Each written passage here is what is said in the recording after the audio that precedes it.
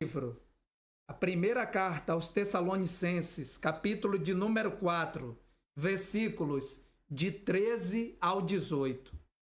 Então, em reverência à palavra de Deus, aqueles que não puderem estar com as suas Bíblias abertas por um motivo ou outro, que vocês prestem bastante atenção e que depois recapitulem este vídeo, que ficará aqui gravado depois, para que vocês conheçam as Escrituras e que vocês façam um estudo mais aprofundado da palavra. Comecemos. Não quero, porém, irmãos, que sejais ignorantes acerca dos que já dormem, para que não vos entristeceis como os demais, que não têm esperança. Porque se cremos que Jesus morreu e ressuscitou, assim também os que em Jesus dormem, Deus os tornará a trazer com ele. Dizem-vos, pois, isto pela palavra do Senhor, que nós, os que ficarmos vivos, para a vinda do Senhor, não procederemos aos que dormem. Porque o mesmo Senhor descerá do céu com um alarido, e com a voz de arcanjo, e com a trombeta de Deus, e os que morreram em Cristo ressuscitarão primeiro. Depois nós, os que ficarmos vivos, seremos arrebatados, juntamente com eles nas nuvens, a encontrar o Senhor nos ares, e assim estaremos sempre com o Senhor. Portanto, consolai-vos uns aos outros com estas palavras.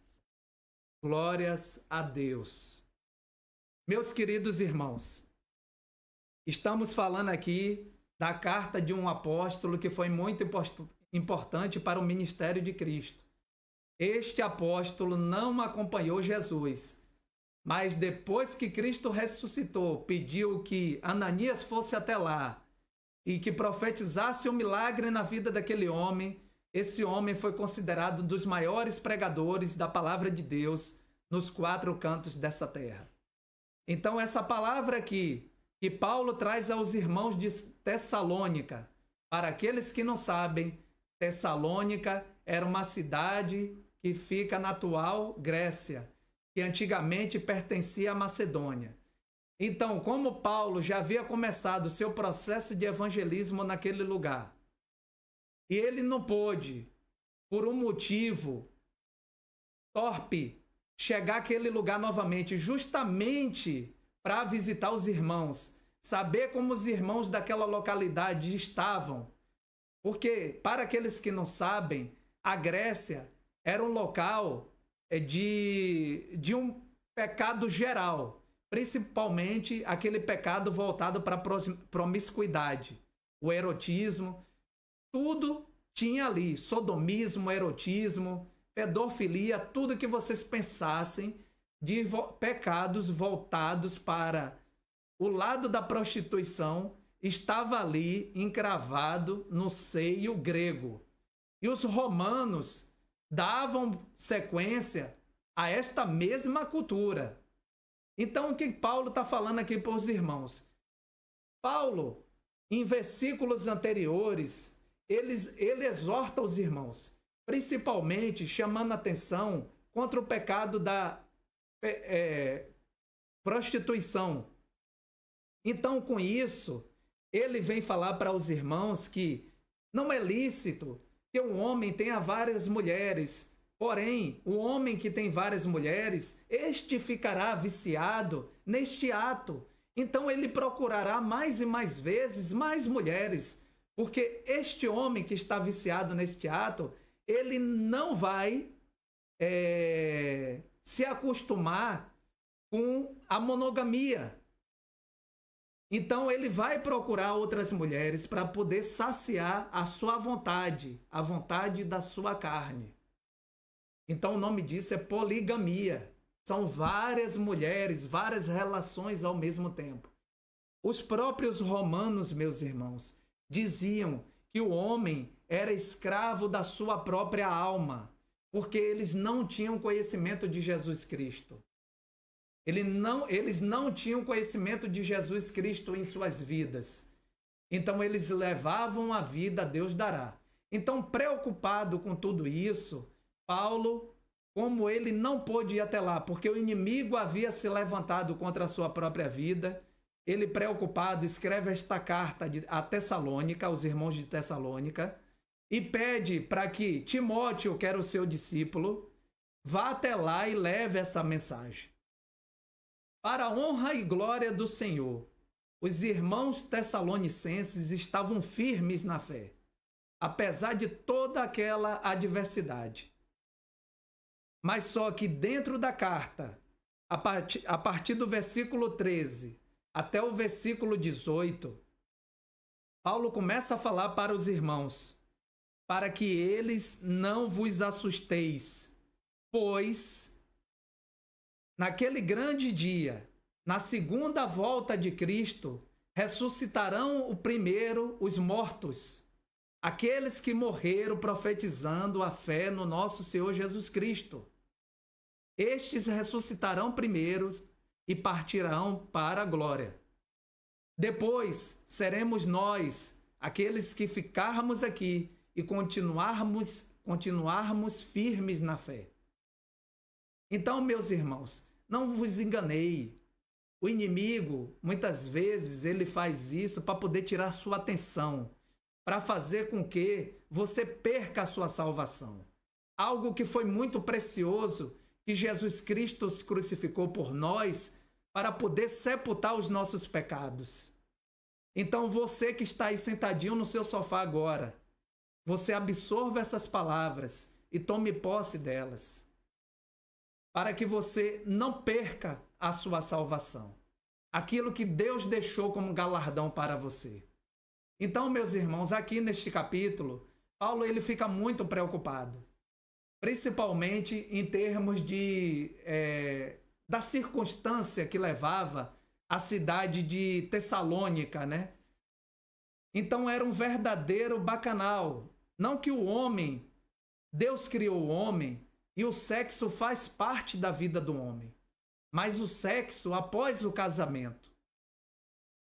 Mas no mundo de hoje, que é um mundo que está globalizado, o homem muitas vezes ele não pensa assim, ele pensa em fornicar primeiro, experimentar várias mulheres para depois ele tomar posse daquela que ele tanto gostou. Então muitas vezes a gente não ora. E quando chega lá na frente o nosso casamento se transforma em uma ruína. Isso aqui, meus irmãos, eu estou falando seja para homem e seja para mulher. Nós não pedimos discernimento de Deus para fazer com que Deus nos dê sabedoria o suficiente para escolhermos a pessoa certa. Nós vamos lá e queremos fazer ao nosso modo, a nossa vontade. Então o apóstolo Paulo aqui, ele está exortando essas pessoas, principalmente aqueles que vivem a vida Deus dará. Meus irmãos, o mundo que estamos hoje é muito complicado. Vivemos numa selva que as pessoas não respeitam mais a ninguém está mais nem aí para o próximo, cada um quer viver segundo sua vontade, segundo a vontade da sua própria carne, aquilo que eles acham que eles são racionalistas, eles querem ditar as próprias regras. Semana passada eu vi uma situação que aquilo deixou muito chocado. Um vereador numa cidade do interior de Minas Gerais estava fazendo uma live e quando ele menos esperou, ele foi executado. Então, para vocês terem uma ideia, nos dias atuais, está assim. A vida do ser humano está banalizada. Nós como cristãos, não estamos aqui para isso. Nós somos luz deste mundo e sal dessa terra. Então devemos orar sim pelas cidades, para que as cidades não venham se deteriorar. E a cidade se deteriorando, essa desgraça cai por cima de nós. E vocês devem estar bem atentos, porque Satanás ele veio para roubar, matar e destruir. Ele não está contente com a família que está unida. Então, meus irmãos, tomem posse dessas palavras. Orem junto com seus familiares. Tenham essa prática. Porque caso vocês não tenham essa prática, não adianta você, com seu esforço próprio, achar que vai resolver toda e qualquer circunstância. E não é assim que a vida funciona. A oração conjunta, ela faz mais efeito do que a oração ali você individualmente. E é necessário que haja unidade. Mesmo que esteja à distância, os irmãos marquem um ponto de oração ali na sua casa, marquem um ponto de oração dentro das igrejas. Eu sei que a vida hoje em dia está muito corrida, mas é necessário que oremos um pelos outros. Não oremos pela nossa situação e que venhamos depois da testemunho de vida, nosso testemunho de vida. Isso é uma consequência. Eu quero que você ore pelo próximo. Isso que é importante. O seu testemunho de vida sempre vai ser consequência dentro do reino de Deus. Na teologia da prosperidade, você colocando ali na frente do púlpito aquele seu testemunho de vida, aquilo ali vai ser uma bênção, mas só que ao mesmo tempo a gente não toma posse o que devemos fazer como imitadores de Cristo. Então achamos que aquilo ali, que é o nosso testemunho, que vai ser a base de tudo, a vitória para todo e qualquer cristão. Muito enganado. Porque isso aí é uma realidade que você mesmo está vivendo. Não significa dizer que outras pessoas vão viver essa mesma realidade que você. O testemunho é bom quando ele é saudável, sim, mas só que ao mesmo tempo é necessário que tenhamos coerência o suficiente para saber passarmos um testemunho segundo a vontade de Deus. Se aquilo não for para nos edificar, que seja deixado de lado, mas que seja algo para exaltar o reino de Deus. Então as pessoas hoje precisam de muita oração. Tem pessoas neste momento com vontade de suicidar. Eu falo aqui para vocês, meus irmãos, vocês que estão ouvindo essa pregação agora, vocês que vão ouvir essa pregação depois, não façam isso. Por quê? Vocês perderão as suas salvações. Vocês perderão a salvação de suas almas. Porque eis que aqueles, os idólatras, os mentirosos, os caluniadores, os homossexuais,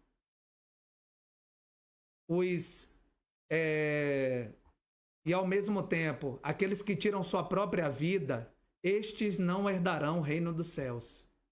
Então eu quero deixar aqui bem claro para vocês, não façam isso. Não percam a oportunidade de viver. Porque nos dias atuais, se você morre agora por causa de uma dívida ou outra, os seus familiares, estes herdarão as suas dívidas. Então, meus irmãos, a vida é boa e prazerosa para se viver. Eis que Cristo bate à tua porta e só está esperando o momento de você abrir a porta do teu coração para poder ele entrar e fazer morada. Então, o que é que você está esperando para isso? Então, aqui eu chamo a atenção e venho pedir com amor, não façam isso. Não continue no pecado achando que é um prazer que vai levar consigo e vai trazer palavras de consolo e refrigério ao coração de muitas pessoas. Estão muito enganados que executam esse tipo de missão. Que muitas vezes vão lá e contam o testemunho do mundo aos homens, principalmente aqueles que são seus amigos mais próximos. Isto enobrece ao ego de cada um. O próprio Jesus falou aos fariseus que se eles jejuavam, eles maquiavam o rosto para poder falar que estavam jejuando em prol de alguma causa. E eles oravam na esquina, demonstrando santidade. Eu venho vos falar uma coisa. Sabe o que Cristo falou para eles? Meus irmãos, vocês não precisam de galardão. principalmente o galardão dos céus, pois o galardão de vocês já fora ganho. O galardão de vocês está neste mundo. Então vocês não precisam de mim. Quando Jesus fala que tenhamos um coração humilde, é um coração voltado para Cristo, mas não que você tenha esse coração humilde e que você seja enganado. Então você precisa tomar posse dessas palavras. Você precisa alimentar o seu espírito, para que esses falsos profetas não peguem você pelo seu braço e venha empregar doutrinas, heresias, apostasias, coisas que não edificam em nada dentro do reino de Deus.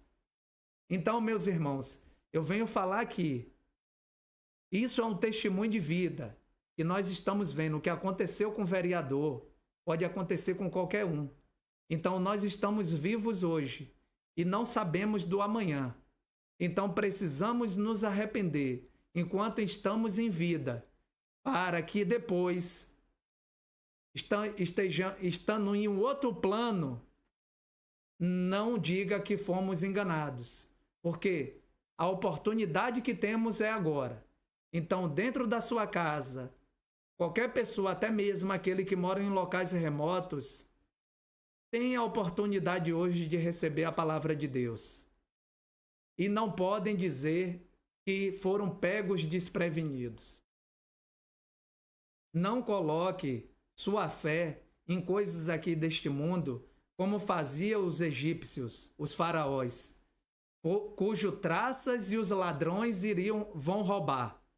Então a sua fé, para você que coloca a fé nas coisas deste mundo, o ladrão e a traça que Jesus deixou aqui bem claro, são aqueles que continuam até mesmo o fim de suas vidas, colocando toda a sua fé nessas coisas, nas coisas deste mundo. Então aqui eu venho falar para vocês, larga isso de lado enquanto há tempo. Eis que bata a sua porta. Você tem a sua oportunidade agora de aceitar Jesus, de levar uma vida diferente. Fabiano, eis que o Senhor manda te dizer, se aproxime cada vez mais de Deus. Esforça-te, tenha bom ânimo, que Deus é contigo. Você precisa se dedicar, mesmo que seja alguns minutos, aí nesta estrada, em prol de sua família. Mesmo que você não saiba orar, estamos aqui hoje, como irmãos em Cristo, querendo te ajudar diante de suas dificuldades. E venho te falar, ao mesmo tempo, que Deus é contigo, meu irmão. Seu coração está aberto para Cristo.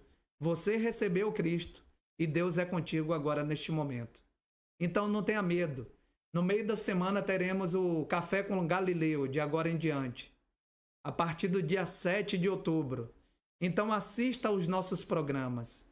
Assista a nossa programação, que você aprenderá aos poucos a palavra de Deus e vai te fortalecer a cada dia.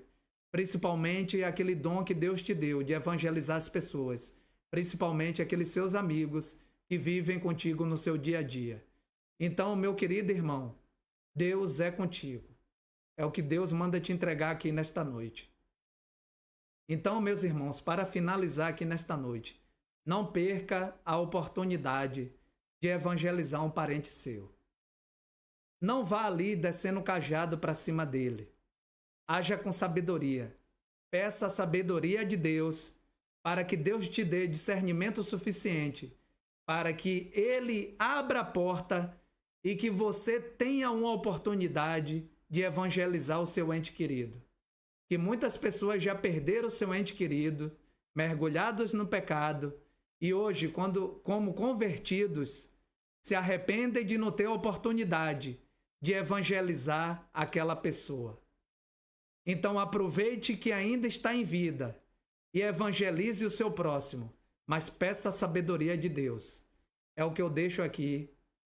Eu encerro essa live aqui esta noite, deixando esse legado para os irmãos. Evangelize ao próximo. O evangelismo nunca é demais. Você não pode esperar por pastor para poder evangelizar o seu ente querido. Não perca esta oportunidade. O momento é agora. Não haverá outro momento. Então não perca essa oportunidade. Vamos orar para encerrar nossa live? Pai querido, Pai amado, eu venho entregar essa live agora em Tuas mãos, Senhor. Principalmente todas essas pessoas que assistiram a nossa live.